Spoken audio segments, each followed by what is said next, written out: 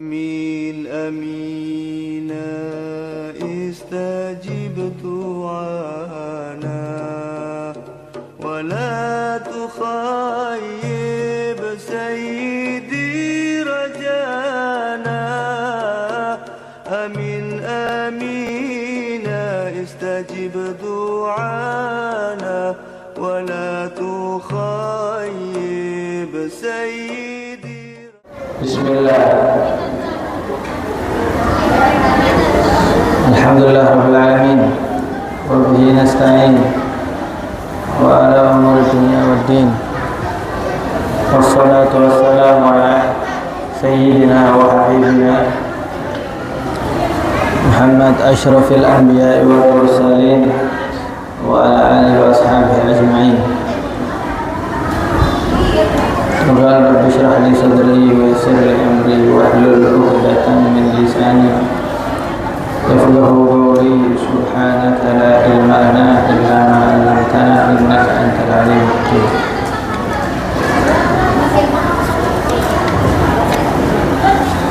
Al-Anfal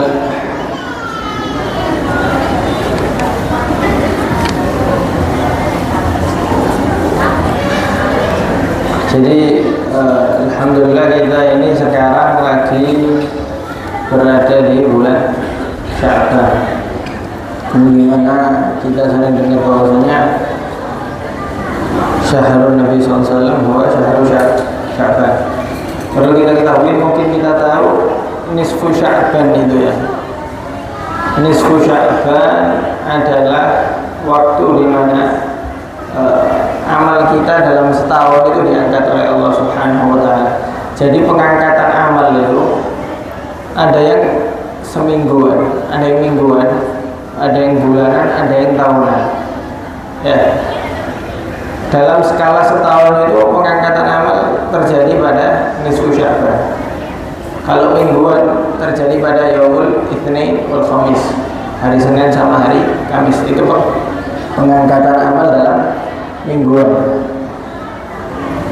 Kalau dalam tahunan terjadi pada bulan Sya'ban, tepatnya di nisfu Sya'ban. Nah, akan tapi beberapa hadis menyebutkan bahwasanya di malam nisfu Sya'ban ini semua akan diampuni dosa oleh Allah Subhanahu wa Ta'ala kecuali beberapa golongan. Salah satu yang harus kita perhatikan adalah mereka yang qati'ur rahim, orang yang memutus tali silaturahmi dengan keluarganya, dengan kerabatnya, dengan temannya. Memutus tali silaturahmi ini termasuk amalnya dalam setahun penuh itu ditunda sama Allah Subhanahu wa Ta'ala. Ya, jadi kalau misal ada orang yang dia masih dalam keadaan memutus tali silaturahmi dengan saudaranya, kerabatnya atau temannya, kata Allah Subhanahu wa Ta'ala dalam hadis Nabi sallallahu alaihi wasallam, biarkan amalnya itu tidak diangkat terlebih dahulu. Lalu sampai kapan? Sampai permusuhannya itu selesai, sampai mereka berdua itu damai. Sekarang timbul pertanyaan, kapan seseorang itu boleh memutus tali silaturahmi? Ya, kapan seseorang boleh memutus tali silaturahmi? Al-Imam Baijuri menyebutkan di hasyiahnya, Hasyiah Ibnu Qasim, hajar hada, kita boleh memutus tali silaturahmi sama orang lain ketika sebabnya itu hajar syar'i. Ya, sebabnya hajar syar'i. Selain hajar syar'i kita tidak boleh atau haram kita untuk memutus tali silaturahmi dengan orang lain. Jadi kalau misal kita ada masalah dengan orang lain yang bisa menyebabkan putus tali silaturahmi ini tadi, dilihat dulu masalahnya apa. Apakah masalah tersebut sebabnya syariat atau bukan? Kalau sebabnya syariat, itu bisa kita katakan hajar syar'i. Ya, hajar syar'i tidak haram dan tidak dikatakan seseorang tersebut qati'ur rahim. Misal kalau kita datang ke rumah fulan kerabat kita bakal melakukan kemaksiatan, kita bakal diajak maksiat, kita bakal diajak amrul khalifus syara', perkara-perkara yang tidak sesuai sama syariat, saudara kita sendiri, teman kita sendiri misalnya, apakah kita boleh mutus tali silaturahmi dengan orang tersebut? Iya, nggak apa-apa. Ketika kita tahu bahwasanya kalau kita menyambung tali silaturahmi dalam hal tersebut kita bahkan melakukan kemaksiatan, nah, ini kita memutus tali silaturahmi secara syariat sah dan halal, tidak dosa. Selain daripada hal tersebut, kita bahkan masuk dalam beberapa firman Allah yang mengatakan bahwasanya ulaikal ladzina yal'anuhumullah, yang mendapatkan laknatnya Allah Subhanahu wa taala, termasuk orang-orang yang memutus tadi silaturahmi. Bahkan dikatakan oleh sebagian ulama, qati'ur rahim mal'un walau mata dakhilul Ka'bah. Qati'ur rahim, orang yang memutus tali silaturahmi itu mal'un, dia dilaknat oleh Allah Subhanahu wa taala. Walau mata dakhilul Ka'bah, meskipun orang tersebut meninggal di dalam Ka'bahnya Allah Subhanahu wa taala, dia ditolak oleh Subhanahu wa taala. Apa maksudnya laknat sih? Kalau laknat ada at-talab min rahmatillah. Kita sering dengar laknat. Apa laknat itu? At-talab min rahmatillah. Talab ini dijauhkan, hapus dari dia rahmatnya Allah Subhanahu wa taala. Kalau sudah tidak dapat rahmatnya Allah Subhanahu wa taala, siapa lagi yang bisa merahmati? Nah, itu yang harus diperhatikan. Jadi kalau kita memiliki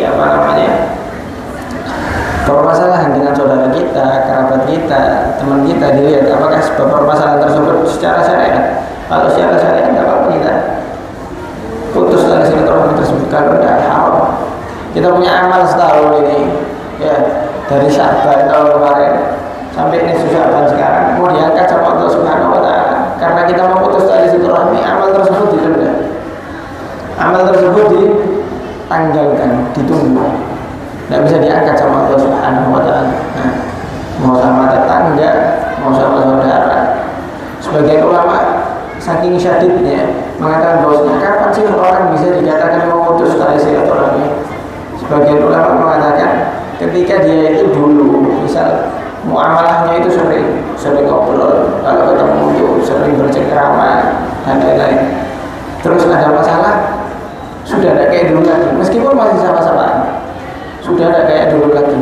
Kalau itu termasuk sudah memutus tali silaturahmi. Akan tapi al-mu'tamad ketika seseorang sudah 3 hari lebih tidak menyapa saudara sama muslim, itu termasuk orang yang memutus tali silaturahmi. Waliyadzubillah min dzalik, karena amal kita yang kita lakukan bertahun-tahun, setahun penuh bisa tertunda karena hal tersebut. Mungkin dalam hati kita mungkin susah untuk memaafkan, susah untuk dinalar dalam logika, kan? Tapi kan kita ini jadi mukmin ada limitnya, ada batasnya. Ya, kita dalam koridor syariatnya Allah Subhanahu wa taala yang kita tidak bisa keluar dari koridor tersebut. Kalau Allah Subhanahu wa taala sudah katakan A, meskipun kita punya hati B, ya kita harus ikut A. Meskipun kita punya pemikiran yang macam-macam, kalau Allah sudah katakan A, ya kita ikut katakan A. Meskipun alasannya macam-macam, kalau sudah perintahnya Allah A, ya kita ikut di ba'dal muhawalah, setelah berusaha semaksimal mungkin. Nabi pernah tanya kepada malaikat Jibril dalam ayat khudil afwa wa'mur bil 'urfi wa'rid 'anil jahilin. Nabi tanya kepada malaikat Jibril, apa maksud ayat tersebut? Anta'fu amman zalama. Kata malaikat Jibril, anta'fu amman zalama, hendaknya kamu memaafkan amman zalama, kepada orang yang zalim kepada mereka. Dan yang kedua yang penting, wa tasil man qata'ak, ya, tasil man qata'ak, menyambung orang yang memutus tali silaturahmi denganmu. Sekarang kita katakan silaturahmi, silakan dari kalimat bahasa Arab wasala, yasilu silah, ayat menyambung. Sekarang kalau emang dia melakukan hal baik, kita balas hal baik, itu bukan silaturahmi. Hal jazaa'ul ihsan illa ihsan, itu termasuk perbuatan baik dibalas dengan perbuatan baik. Menyambung tali silaturahmi itu sesuatu yang sudah terputus, ya, sesuatu yang sudah terputus kita datang, kita sambung. Hakada. Jadi harus kita perhatikan sehingga kita masuk nisfu Sya'ban kita dalam keadaan hati bersih, tidak memiliki masalah atau hal-hal yang bisa menyebabkan amal kita tidak diangkat oleh Allah Subhanahu wa taala. Dan di sini ada hadis, "Maja inna rahmatallah ghalabat ghadabuhu wa qabul at-taubah minal mudhibin." Hadis yang diriwayatkan oleh Imam Bukhari an Abi Shalih an Abi Hurairah radhiyallahu anhu an Nabi sallallahu alaihi wasallam qala lamma khalaqa Allahu al-khalqa kataba fi kitabihi huwa yaktubu ala nafsihi wa huwa wadin 'indahu ala al-arsy inna rahmati taghlibu ghadabi. Allah Subhanahu wa taala ketika nyiptakan makhluk ini semua, setelah nyiptakan malaikat, setelah nyiptakan manusia dan lain-lain, maka kata Allah Subhanahu wa taala, inna rahmati taghlibu ghadabi. Aku punya rahmat ini, kata Allah Subhanahu wa taala, bakal lebih atau bakal di atas kemurkaanku. Jadi kalau Allah murka, di atasnya masih ada sifatnya rahmat daripada Allah Subhanahu wa taala. Ada ayat itu?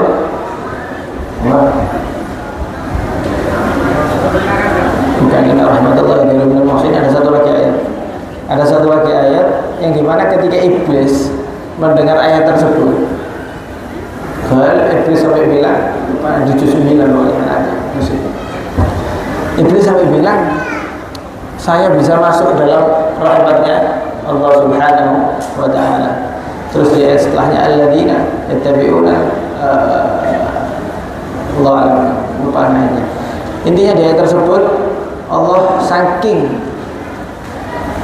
wa rahmati wasi'at kulla syai', kata Allah Subhanahu wa rahmati wasi'at kulla syai' fasa'aktubuha lil ladzina yattabi'una an-nabiyyal ummiyal ladzina yajidunahu ila akhiril ayat. Pada ayat tersebut Allah katakan bahwa wa rahmati wasi'at kulla syai'.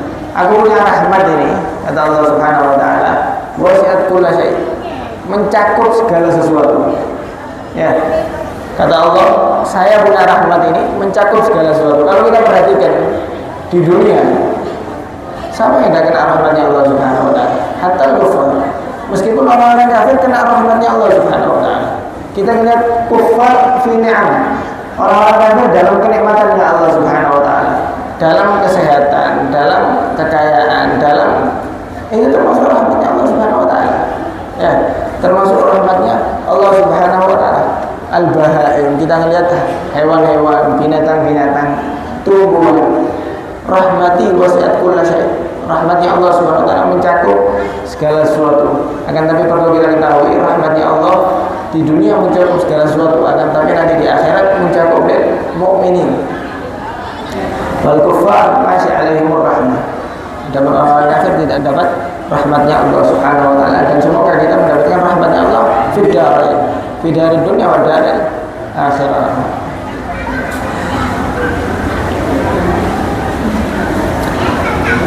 Di sini disebutkan wal murad bil ghadab lazimah wa yusad al azab ila man yaga alaihi al ghadab. Nah, termasuk rahmatnya li hadhil ummah, bahwasanya al-azab yuakhir. Sebagian anbiya kita tahu kisahnya, Nabi Allah Musa, kita tahu Nabi Allah Hud, kita tahu Nabi Allah lain-lain yang dimana umatnya sudah diazab oleh Allah Subhanahu wa taala. Dan umatnya Nabi sallallahu alaihi wasallam mendapatkan rahmat, mereka tidak langsung diazab. Bahkan disebutkan di ayat Rabbana la tu'akhidna in nasina wa akhtana dan lain-lain. Sebagian mufassir mentafsirkan di beberapa zaman-zaman Nabi, mereka itu kalau melakukan dosa itu di pintu rumahnya tiba-tiba ada tulisan fulan melakukan dosa, kemarin dosanya ini. Fulan melakukan dosa ini di pintu rumah, zaman-zaman dulu, di zaman al-anbiya. Terus termasuk rahmatnya kita umatnya Nabi Sallallahu Alaihi Wasallam ditakhir. Mungkin kita perhatikan semakin zaman semakin hancur dan lain sebagainya. Akan tapi azabnya dari Allah Subhanahu Wa Taala itu tidak datang karena apa? Karena rahmatnya Nabi Sallallahu Alaihi Wasallam. Bukan berarti al-afrad la yati alaihi adab. Perseorangan tidak kena adab. Bahkan di zaman Nabi Sallallahu Alaihi Wasallam disebutkan di ayat innaka fa innakal mustahzi'in. Di ayat ini innaka fainakal mustahzi'in. Ketika Nabi SAW bingung tentang siapa yang menjaganya, kan dulu dijaga oleh Abu Thalib. Setelah Abu Thalib meninggal, Nabi bingung dan lain sebagainya. Turun ayat wallahu ya'simuka minan nas. Allah yang bahkan menyelamatkan dari semua manusia. Dan yang juga innaka fainakal mustahzi'in. Kalau dibaca tafsirnya mungkin disebutkan Khatib Harbin Asiratul Munib, kurang lebih ada 5 musuh Nabi SAW. Bukan ini termasuk dalil bahwasanya bukan berarti kalau kita tahu bahwasanya umat Nabi itu tidak bakal kena adab. Maksudnya adab secara am, adab secara global. Adapun persoalan mungkin dalilnya di ini ada kurang lebih 5 ahli kufar yang mereka ingin mencelakakan Nabi, celakanya kembali kepada mereka sendiri. Ada yang kakinya itu sampai memar, terus lumpuh sehingga meninggal dalam keadaan tersebut. Anak lupa kisahnya ada 5 ahli kufar disebutkan di ayat innaka fainakal mustahzi'in. Jadi yang dimaksud ketika kita dengar bahwasanya rahmatnya Allah kepada Nabi SAW itu tidak menjadikan atau menurunkan adab secara langsung, itu secara global. Nabi Allah global kena tsunami.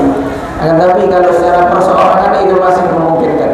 Kalau kita misal tidak taat kepada syaratnya Allah Subhanahu Wa Taala, tidak menutup kemungkinan seseorang bakal kena adab dari Allah Subhanahu Wa Taala dalam dunia. Bukan berarti dia terus ditakhir dan lain sebagainya. Akan tapi sebagian ulama mengatakan bahwasanya laisal musab man farada al-ahbab walakin musab ma harrama alaihi thawab.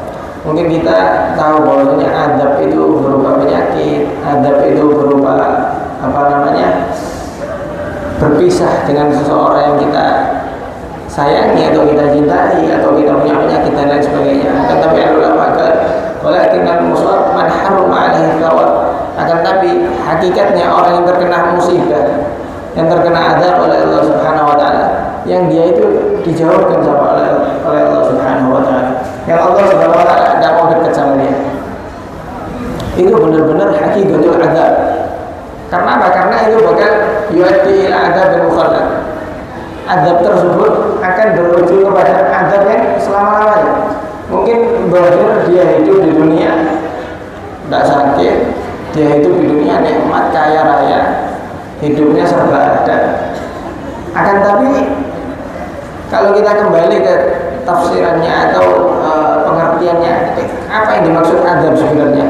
Ya adab itu orang yang dijauhkan sama Allah Subhanahu Wa Taala, yang Allah tidak mau dia dekat sama Allah Subhanahu Wa Taala, yang Allah tidak mau dia hadir sholat, ke masjid, baca Al-Quran dan lain-lain. Doanya tidak kena adab, akan tapi adabnya dalam hatinya dia sudah hitam, dalam hatinya sudah jauh dari Allah Subhanahu Wa Taala. Sekarang kita bisa pikirkan, kita ini mau melihat adab dari segi mananya, terserah kita. Apakah kita mau melihat adab ketika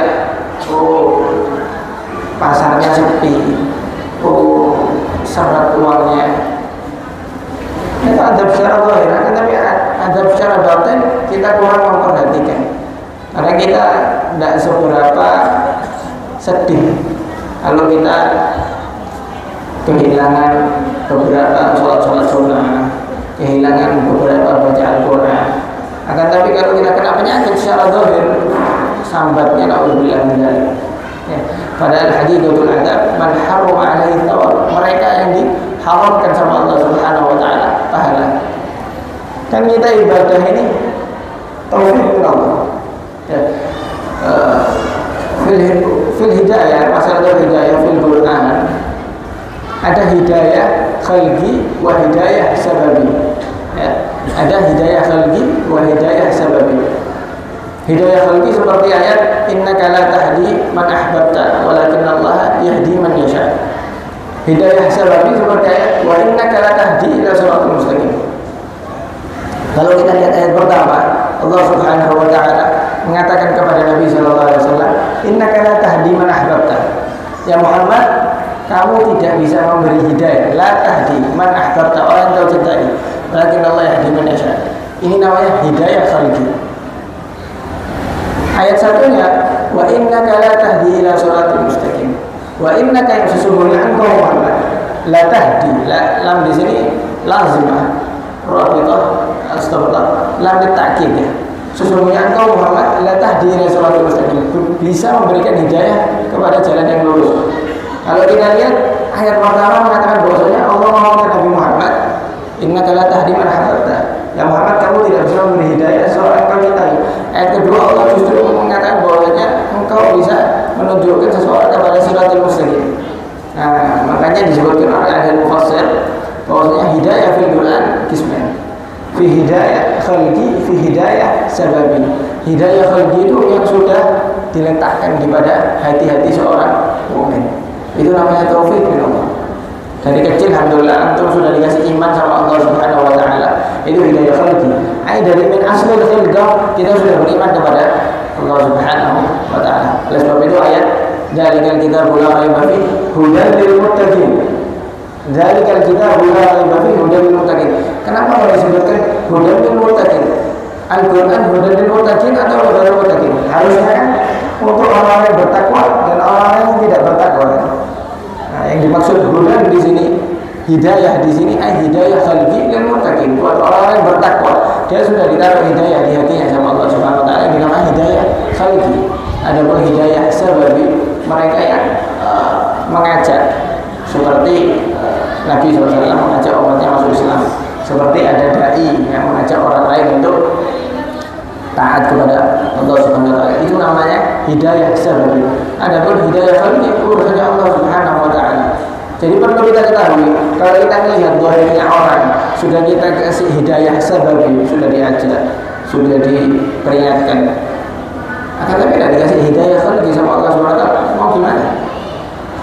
Nah, itu yang tadi kembalinya itu al-musab man harum alaihi tawar, orang yang terkena musibah yang dia sama Allah Subhanahu wa taala tidak dikasih hidayah dalam hatinya, yang Allah Subhanahu wa taala tidak mau orang tersebut masuk ke dalam surganya, menikmati nikmatnya Allah Subhanahu wa taala dalam surganya, yang dimana Allah Subhanahu wa taala tidak suka kepada orang tersebut sehingga tidak ingin orang tersebut masuk ke dalam rumahnya Allah Subhanahu wa taala. Alhamdulillah, maka kita harus, kalau kita dikasih kesempatan sholat, ngaji, sembahyang dan lain sebagainya, ada ataupun nikmat, ini paling bagusnya nikmat. Kita sudah dijauhkan dari musibah yang paling besar itu tadi, yang diharamkan pahala dari Allah Subhanahu wa taala. Alhamdulillah, maka yang bagi hendaknya orang mukmin itu kalau melihat musibah ya ditakar gitu.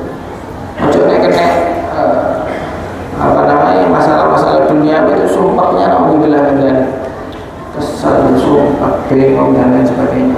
Masalah ukhrawi biasa, masalah akhirat royit biasa, kayak tidak terjadi apa-apa. Nasallallahu alaihi wasallam. Kita harus ditanyakan, kalau kita punya pemikiran seperti itu harus ditanyakan dalam diri kita masing-masing. Apakah Allah benar-benar mau kita dekat kepadanya apa enggak?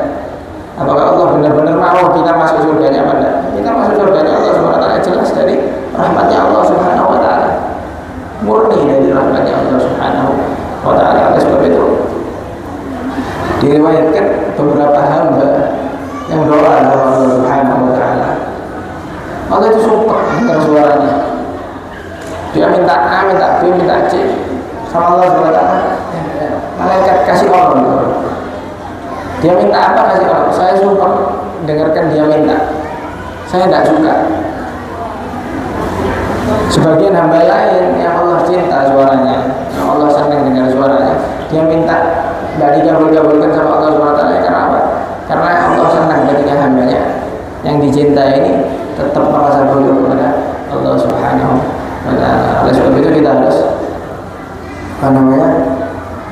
melihat diri kita masing-masing, apakah kita dalam posisi apa di hadapan Allah Subhanahu wa taala.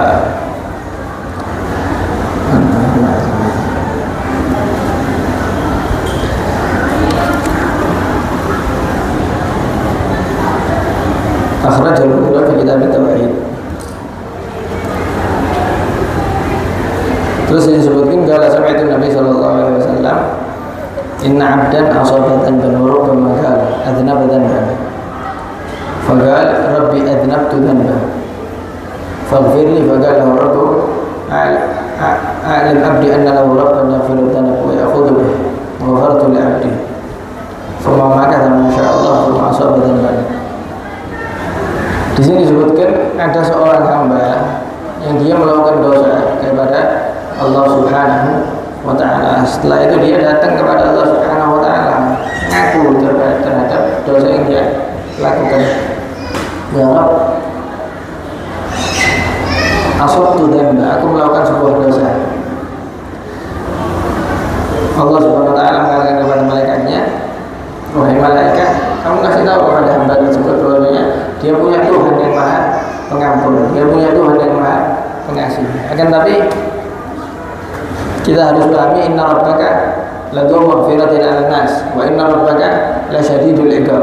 Kita harus tahu dua hal ini. Allah Subhanahu wa taala dzu maghfirah, maha pengampun, tapi Allah Subhanahu wa taala lasyadidul iqab, juga memiliki azab yang syadid. Jadi mungkin kita kalau dengarnya Allah taala maha pengampun terus-menerus, kalau gampang kan antum harus sadar bahwa Allah juga punya azab yang sangat pedih. Mungkin kita perhatikan kalau kita kerja sama orang atau ada urusan sama orang, terus kita buat kesalahan, bos misalnya, sama bos kita kerja jadi pegawai misalnya, pegawainya salah apa atau apa, bingung pegawainya, soalnya bosnya tahu, bakal ditanyai, bakal diadili, bakal ini kemana, uangnya kemana, bayarnya gimana, dan lain sebagainya. Takut dia, syukur berobat. Nanti Allah Ta'ala kayak gimana? Ini masih dalam koridor pekerjaan. Misal antum kerja sama orang yang lebih atas dari ini, lebih atas dari antum semua, terus antum melakukan sebuah kesalahan, pasti kan takut dimarahi sama bosnya, takut dipecat, takut dan lain sebagainya. Loh, kayak gimana kita ini hidup dari berpuluh-puluh tahun? Apakah kita ketika melakukan kesalahan kita pernah sadar bahwa saya bakal ditanyai sama Allah Subhanahu wa ta'ala nanti, saya bakal dihisab di depan Allah Subhanahu wa ta'ala nanti. Alam nagir wal gitmiyah, mau sedikit yang bahkan orang lain tidak tahu, yang hanya tahu Allah Subhanahu wa ta'ala, itu bakal dihisab di hadapan Allah Subhanahu wa ta'ala. Tapi kita tidak pernah membingungkan hal tersebut, kita tidak pernah memikirkan kayak ya semuanya jalan seperti biasa. Nasallallahu alaihi wasallam. Jadi kalau kita tahu bahwa kita punya Allah Ghafur, Tuhan yang maha pengampun, kita harus tahu kita punya Tuhan yang syadidul iqab. Ya ayyuhan nabiyyu inna arsalnaka syahidan wa mubasysyiran wa nadhira. Mubasysyir, memberi kabar gembira, memberi kabar gembira. Kita punya Tuhan ini maha pengampun. Nanti orang mukmin terkena dapat balasan surga dan lain sebagainya. Wa nadhira, juga memberi peringatan, Jadi kalau kita menangkap sesuatu mubasysyir doang, ya kita anggap berita baiknya itu kita tangkap doang. Cuma nadhirnya, peringatan tidak kita tangkap, itu jadi tasahulan itu. Kita gampangkan tentang agama, kita gampangkan urusan agama. Kita anggap Allah akan diampuni sama Allah SWT, terus buat dosa akhirnya. Nanti diampuni segampang, terus bakal berdosa. Alhamdulillah, kan tapi harus kita tahu bahwasanya kalau masalah ampunan dosanya antara kita sama Allah Subhanahu wa ta'ala, Rabb Ghafur, betul, kita punya Tuhan yang maha pengampun. Akan tapi kalau masalah kita sama manusia, antum ngambil hartanya orang misalnya, antum caci maki orang lain misalnya, antum menyakiti hati orang lain misalnya, ghibahi orang lain misalnya, itu lain sabaina qabaina rabbak. Itu bukan antara kamu dan Allah Subhanahu wa ta'ala, itu antara kamu dan orang tersebut. Kita ngambil haknya orang lain, itu bukan antara kita sama Allah Ta'ala doang, enggak. Itu antara kita sama manusia ini tadi. Kalau si manusia ini tidak ridho, jangan harap dapat ampunan dari Allah Subhanahu wa ta'ala. Kalau kita sakiti hati manusia ini tadi, dia tidak ridho, dia tidak maafkan, jangan harap dapat ampunan dari Allah Subhanahu wa ta'ala. Apalagi dosa ghibah ini tadi yang sering banyak terjadi di manusia. Bahkan sebagian ulama mengatakan bahwasanya kafaratul ghibah. Kita pengen dosanya ghibah ini gugur, gimana sih caranya? Kita habis ghibahi fulan misalnya, lu dosa ya, saya minta maaf, ini apa caranya? Antum harus ngomong ke fulan yang antum ghibahi ini tadi, bahwasanya saya habis ghibahi sampean. Saya ghibahinya, saya ceritakan ini tadi, saya ceritakan di depan fulan dan fulan. Kalau dia maafkan, sudah. Kalau enggak ya wailah. Ya. Antara hisabnya Allah Subhanahu wa taala, sebagian ulama lain lebih khafif, lebih ringan mengatakan bahwasanya kalau antum punya salah sama orang lain, apalagi misal ada hartanya orang lain diatur misalnya. Sampai ada hartanya orang lain. Kayak gimana? Misal orangnya sudah meninggal, keluarganya tidak tahu, orangnya keluar negeri tidak paham dan lain sebagainya. Itu hartanya bisa disedekahkan atas namanya si fulan. Atau kalau misal kayak dosa-dosa riba ini tadi, kita pernah ribai orang ini sudah meninggal, kafarahnya kita memintakan ampunan untuk orang tersebut. Misal kita ribai Z-nya sudah tidak ada, sudah meninggal misalnya. Kayak gimana cara menghapus dosa riba ini tadi? Oh, kita doakan Z supaya diampuni sama Allah Subhanahu wa taala. Bahkan sebagian ulama lebih khafif, kata itu orangnya masih hidup, ya kita doakan dia dapat ampunan, itu insya Allah sudah bisa menggugurkan dosanya riba ini tadi. Akan tapi yang lebih pasti ya ketika masih hidup kita datangi orang itu tadi, kita jelaskan, kita ngomong apa saja, ngomongnya di depan siapa saja. Soro. Hablum minan nas. Iya, kalau antara kita sama manusia itu susah. Jadi harus hati-hati, apalagi urusannya harta, apalagi urusannya uang. Susah. Itu ditanya sama Allah Subhanahu wa taala kayak gimana, di mana ini semua. Kita mau tanggung jawab kayak gimana? Bukan hal sepele. Jadi jangan sampai kita pernah menyepelekan sesuatu dosa apapun, meskipun dosa tersebut dosa yang ringan. Ya, karena kalau kita melihat dosanya yang ringan dosanya. Akan tapi kita ini maksiatnya kepada siapa? Bukan ringan. Yang kita maksiati Allah Subhanahu wa taala. Nasallallahu alaihi wasallam. Allahumma jalla fi'al Allahumma batin amin. Akan tapi seorang hamba tidak boleh asmi rahmatillah, dia merasa putus asa atas rahmatnya Allah Subhanahu wa taala. Berapa banyak kita dengar kisahnya para sahabat, bahkan Wahsy itu turun buat dia itu sampai 4 ayat. Turun 4 ayat buat Wahsy itu ketika dia mau masuk Islam, cuma dia itu masih melakukan hal yang tidak benar. 4 ayat. Illa man taba wa amana wa amila shalihan. Ketika masuk Islam dikatakan bahwasanya orang yang mantap wa amana wa amila shalihan, oleh Allah sayyidatul hasanat. Wahsy mengatakan bahwasanya, aduh, saya kalau beriman tobat saya tidak bisa amal soleh. Sampai terakhir turun ayat innallaha la yaghfiru ayyushraka bihi wa yaghfiru ma duna dzalika liman yasha. Sampai 4 ayat ada di tafsir itu untuk melihat suratul Furqan, akhir suratul Furqan. Sebutkan di sana, atau innallaha la yaghfiru ayyushraka bihi juz 5.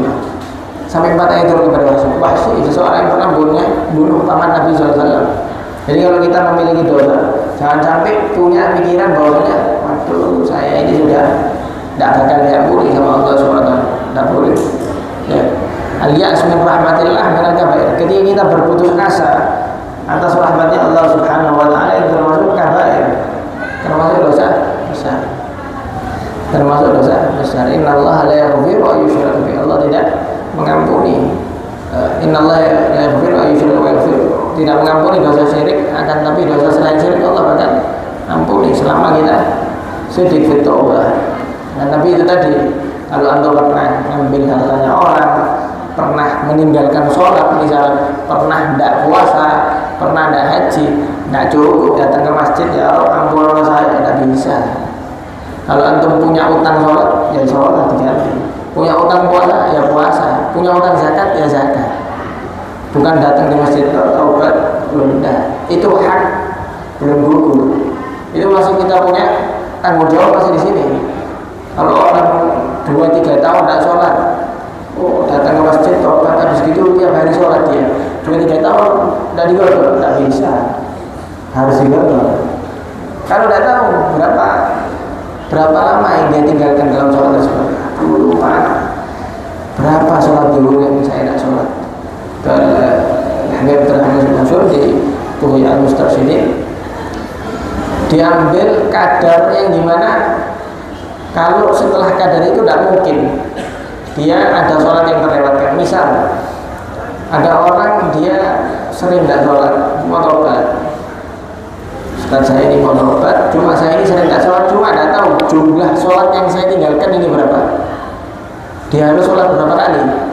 Dia harus sholat sekadar. Misal kalau 100 sholat, apakah masih ada lebih lagi? Oh, pasti tidak sampai 100. Nah, dilakukan 100 ini tadi.